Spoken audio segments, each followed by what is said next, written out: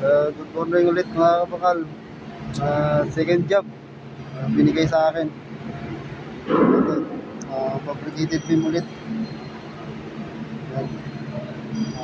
Kulong siya, kulong.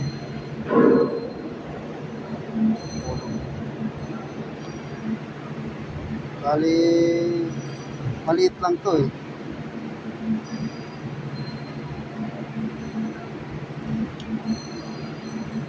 Bali ito naman, stop out. Ito, mga stiffener lang. Gasket plate, stiffener, may butas. Coupling connector. Tatlo lang, coupling connector.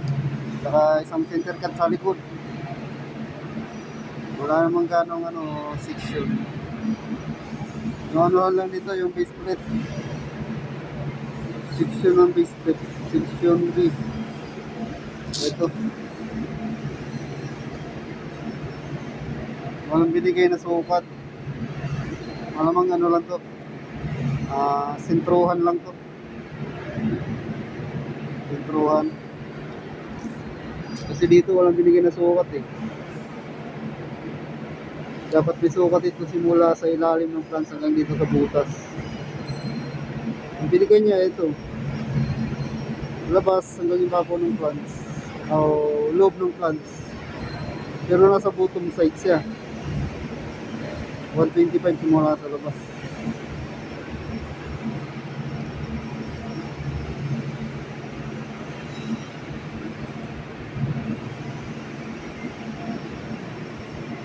Wala naman ibang ganong section, near side para side, wala naman nakalagay. Ito, near side para side. So, dapat nilagyan lang dito both side na lang. Katulad dito, both side, BS, both side. Bali itong project na ito, bago na naman itong yung Acuña, katulad na ginawa ko gabi, Acuña. Maraming attachment. Maiksi lang to. Ano lang siya oh.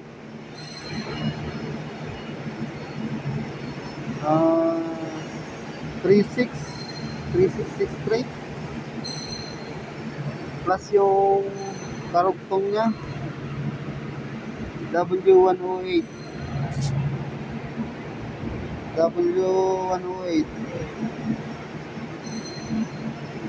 asa na ba yun?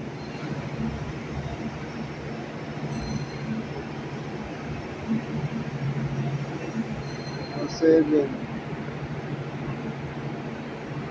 Ba't wala?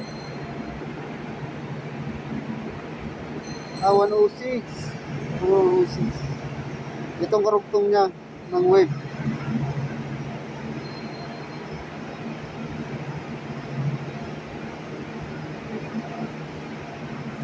Three, 200 by 348. Simula dito hanggang doon. Itong karugtong niya. 8 mili. Itong wave na to, ano lang, 5 mili lang kapal, manipis lang. Bali ito yung pinaka-top view nya oh. Base plate at saka yung gasket plate. Ito yun. Ito naman wala naman ganong section dito dahil naman siya kabilaan naman siya Ano to, stop out beam. Fabricated din siya. Ganun siya. Pinakalikod niya, okay lang. Dali lang. Pero, matrabaho rin to. Bali ito, umpisahan ko pala. Wala pa nga layout eh. Na-pit up ko pala yung dulo.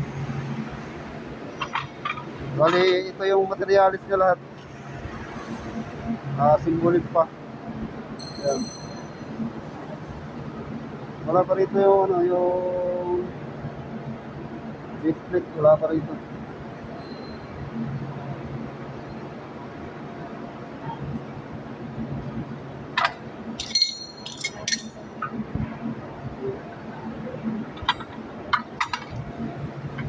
So, bali, hanggang dito na lang. Salamat sa panonood, mga kabakal.